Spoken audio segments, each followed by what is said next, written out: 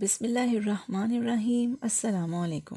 اشفاق احمد صاحب کہتے ہیں، آج سے چند روز پہلے کی بات ہے، میں الیکٹرانکس کی شاپ پر بیٹھا تھا تو وہاں ایک نوجوان لڑکی آئی۔ وہ کسی ٹیپ ریکارڈر کی تلاش میں تھی۔ دکاندار نے اسے بہت اعلیٰ درجے کے نئے نویلے ٹیپ ریکارڈر دکھائے، لیکن وہ کہنے لگی مجھے وہ مخصوص قسم کا، مخصوص میٹ کا، مخصوص نمبر والا ٹیپ ریکارڈر چاہیے۔ دکاندار نے کہا، بی بی یہ تو اب تیسری جنریشن ہے اس ٹیپ ریکارڈر کی، اور جو اب نئے آئے ہیں وہ اس کی نسبت کارکردگی میں زیادہ بہتر ہیں۔ لڑکی کہنے لگی کہ یہ نیا ضرور ہے، لیکن میرا تجربہ یہ کہتا ہے کہ اس سے بہتر نہیں ہے۔ میں بیٹھا غور سے اس لڑکی کی باتیں سننے لگا، کیونکہ اس کی باتیں بڑی دلچسپ تھیں اور وہ الیکٹرانکس کے استعمال کی ماہر معلوم ہوتی تھی۔ انجینئر تو نہیں تھی، لیکن اس کا تجربہ اور مشاہدہ خاصا تھا۔ وہ کہنے لگی کہ آپ مجھے مطلوبہ ٹیپ ریکارڈر تلاش کر کے دیں، میں آپ کی بڑی شکر گزار ہوں گی۔ میں نے اس لڑکی سے پوچھا، بی بی آپ اس کو ہی کیوں تلاش کر رہی ہیں؟ اس نے کہا کہ ایک تو اس کی مشین بہتر تھی، اور اس کو میری خالہ مجھ سے مانگ کر دبئی لے گئی ہیں، اور میں ان سے واپس لینا بھی نہیں چاہتی۔ لیکن اب جتنے بھی نئے بننے والے ٹیپ ریکارڈرز ہیں، ان میں وہ خصوصیات اور خوبیاں نہیں ہیں جو میرے والے میں تھیں۔ اس واقعے کے دوسرے تیسرے روز مجھے اپنے ایک امیر دوست کے ساتھ کاروں کے ایک بڑے شو روم میں جانے کا اتفاق ہوا۔ شو روم کے مالک نے ہمیں کار کا ایک ماڈل دکھاتے ہوئے کہا کہ یہ ماڈل تو ابھی بعد میں آئے گا، لیکن ہم نے اپنے مخصوص گاہکوں کے لیے اسے پہلے ہی منگوا لیا ہے۔ انہوں نے بتایا کہ اس ماڈل میں پہلے کی نسبت کافی تبدیلیاں کی گئی ہیں اور یہ کمال کی گاڑی بنی ہے۔ میں نے استفسار کیا کہ کیا پچھلے سال کی گاڑی میں کچھ خرابیاں تھیں جو آپ نے اب دور کر دی ہیں؟ وہ خرابیوں کے ساتھ ہی چلتی رہتی ہے؟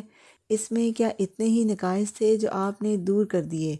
کہنے لگے، نہیں اشفاق صاحب، یہ بات نہیں ہے، ہم کوشش کرتے رہتے ہیں کہ اس میں جدت آتی رہے اور اچھی باسہولت تبدیلی آتی رہے۔ تو یہ سن کر میرا دماغ پیچھے کی طرف چل پڑا اور مجھے یہ خیال آنے لگا کہ ہر نئی چیز، ہر پیچیدہ چیز، ہر مختلف شے یقیناً بہتر نہیں ہوتی۔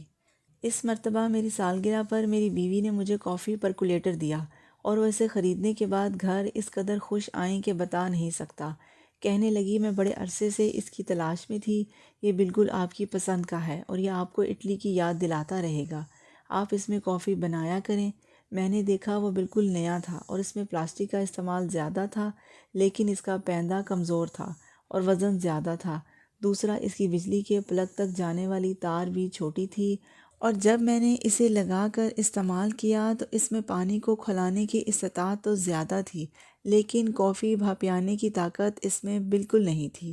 چنانچہ میں ان کا دل تو خراب کرنا نہیں چاہتا تھا، اور میں نے کہا، ہاں یہ اچھا ہے، لیکن فی الحال میں اپنے پرانے پرکولیٹر سے ہی کافی بناتا رہوں گا۔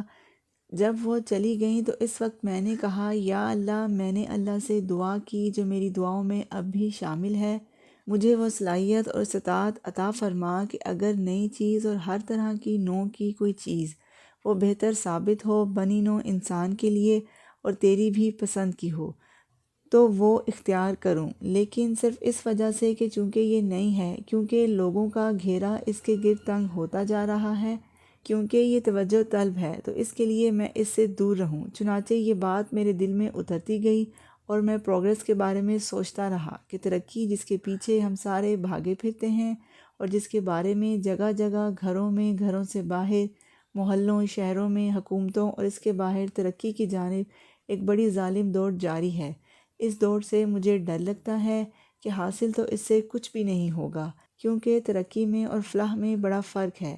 میں اور میرا معاشرہ، میرے اہل و عیال اور میرے بال بچے فلاح کی طرف جائیں تو میں ان کے ساتھ ہوں، خالی ترقی نہ کریں۔ خواتین و حضرات، یہ انتہائی غور طلب بات ہے کہ کیا ہم ترقی کے پیچھے بھاگیں یا فلاح کی جانب لپکیں اور اپنی جھولیاں فلاح کی طرف پھیلائیں۔ لاہور کے قریب گجرانوالہ شہر ہے، اس میں اڈلٹ ایجوکیشن کے بڑے نامی گرامی اسکول ہیں۔ مجھے اڈلٹ ایجوکیشن کے اسکول میں ایک دفعہ جانے کا اتفاق ہوا تو وہاں کسان، زمیندار، گاڑی بان تعلیم حاصل کر رہے تھے، اور اس بات پر بڑے خوش تھے کہ چونکہ انہوں نے تعلیم حاصل کر لی ہے اور وہ فکروں اور ہندسوں سے شناسا ہو گئے ہیں، اس لیے انہوں نے ترقی کر لی ہے۔ چنانچہ وہاں ایک بہت مضبوط اور بڑا ہنسمکھ سا گاڑی بان تھا۔ میں نے کہا کہ کیوں جناب گاڑی بان صاحب، آپ نے علم حاصل کر لیا؟ کہنے لگا ہاں جی میں نے علم حاصل کر لیا۔ میں نے کہا اب آپ پڑھ لکھ سکتے ہیں؟ کہنے لگے لکھنے کی تو مجھے پریکٹس نہیں ہے، البتہ میں پڑھ ضرور لیتا ہوں۔ میں نے کہا آپ کیا پڑھتے ہیں؟ کہنے لگا جب میں سڑک پر سے گزرتا ہوں تو جو سنگ میل ہوتا ہے میں اسے پڑھنے کی صلاحیت رکھتا ہوں۔ میں نے اس سے پوچھا کہ اس سنگ میل پر کیا کچھ لکھا ہوتا ہے؟ کہنے لگا میں ہر سنگ میل پر یہ تو پڑھ لیتا ہوں کہ 80 میل یا 70 میل، لیکن کہاں کا 80 میل کہاں کا 70 میل یہ مجھے کبھی پتہ نہیں لگا کہ کس طرف کا ہے۔ اس کے باوجود وہ کہہ رہا تھا کہ میں ترقی یافتہ ہو گیا ہوں اور میں نے اب ترقی کر لی ہے۔ یہ اس قسم کی ترقی ہے مسکراتے ہوئے یہ راہ میں نئی چیز ہونے کے باوصف بڑی حائل ہوتی ہے۔ میں اس وقت کافی حد تک سوچتا اور غور کرتا رہا ہوں کہ اے میرے اللہ کیا ہم ہر نئی شے کو، ہر ماڈرن چیز کو اپنا لیں؟ یہ تو وہ تھا جو گزشتہ دنوں میرے ساتھ پیش آیا، اور میں نے اس کی دعا کی کہ یا اللہ میں تو اس بات کا آرزومند ہوں کہ کچھ پرانی چیزیں جو ہیں میں ان کا ساتھ دیتا رہوں۔ مثلاً میں پرانی زمین کا ساتھ دیتا رہوں، میں پرانے چاند ستاروں کا ساتھ دیتا رہوں۔ اے اللہ میں اپنے پرانے دین کے ساتھ وابستہ رہوں، اور یا خدا میری بیوی سے جو 38 سال پرانی شادی ہے میری آرزو ہے کہ وہ بھی پرانی ہی رہے اور اسی طرح چلتی رہے۔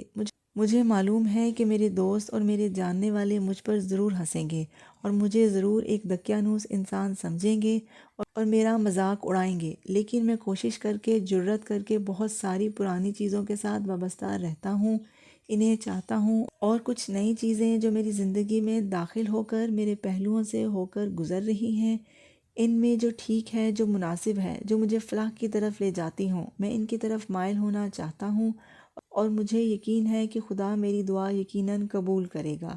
جہاں تک تبدیلی کا تعلق ہے تو اس حوالے سے اگر آپ غور کریں تو ایسی کوئی تبدیلی آئی ہی نہیں ہے یا آتی نہیں جیسے کہ آنی چاہیے۔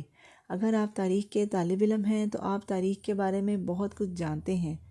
آپ نے ضرور پڑھا ہوگا یا کسی داستان گو سے یہ کہانی سنی ہوگی کہ پرانے زمانے میں جب شکاری جنگل میں جاتے تھے اور شکار کرتے تھے کسی ہرن، نیل گائے یا کسی خونخوار جانور کا، تو وہ ڈھول اور تاشے بجاتے تھے اور اونچی اونچی گھنی فصلوں میں نیچے نیچے ہو کر چھپ کر اپنے ڈھول اور تاشے کا دائرہ تنگ کرتے جاتے تھے، اور اس دائرے کے اندر شکار گھبرا کر بے چین ہو کر تنگ آ کر بھاگنے کی کوشش میں پکڑا جاتا تھا اور دبوچ لیا جاتا تھا۔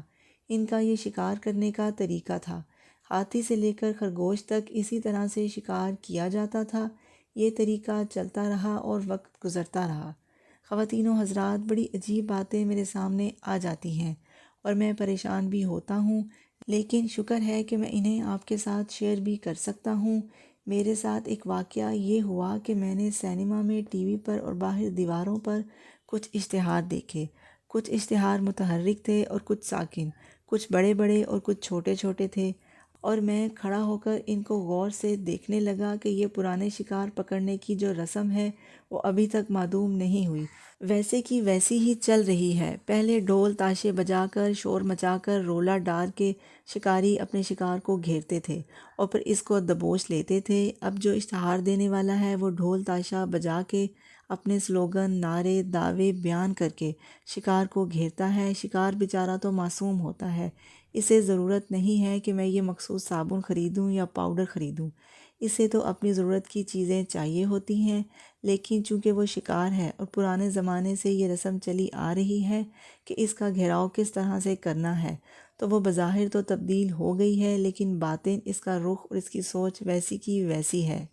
آپ نے دیکھا ہوگا اور آپ خود روز شکار بنتے ہیں، میں بنتا ہوں، اور ہم اس نرغے اور دائرے سے نکل نہیں سکتے۔ پھر جب ہم شکار کی طرح پکڑے جاتے ہیں اور چیختے چلاتے ہیں تو پھر اپنے ہی گھر والوں سے پنجرے کے اندر آ جانے کے بعد لڑنا شروع کر دیتے ہیں اور اپنے عزیز و اقارب سے جھگڑا کرتے ہیں کہ تمہاری وجہ سے خرچہ زیادہ ہو رہا ہے، دوسرا کہتا ہے نہیں تمہاری وجہ سے یہ مسئلہ ہو رہا ہے، حالانکہ ہم تو شکاری کے شکار میں پھنسے ہوئے لوگ ہیں۔